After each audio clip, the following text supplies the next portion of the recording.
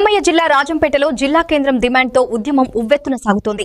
రాజంపేటను జిల్లా కేంద్రంగా ప్రకటించాలని డిమాండ్ చేస్తూ రాజంపేట జిల్లా సాధన సమితి ఆధ్వర్యంలో పట్టణంలో బంద్కు పిలుపునిచ్చారు.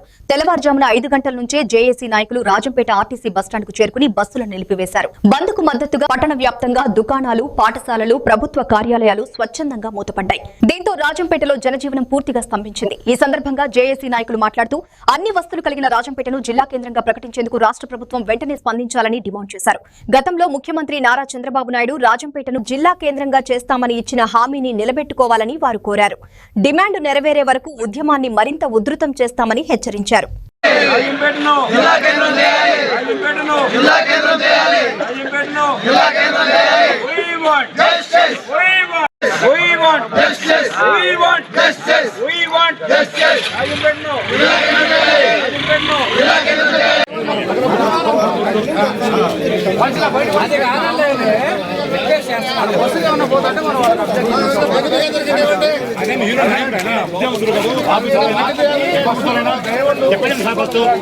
ఆయన ఆఫీసర్ కదా, ఆయన ఎక్కడ కూర్చోరైనా ఛాంబర్ కూర్చొని పోయి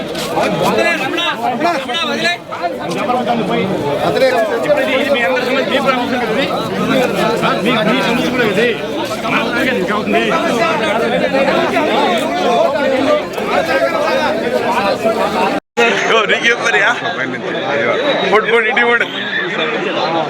మా సమస్యలు మాట్లాడుకుంటున్నాం.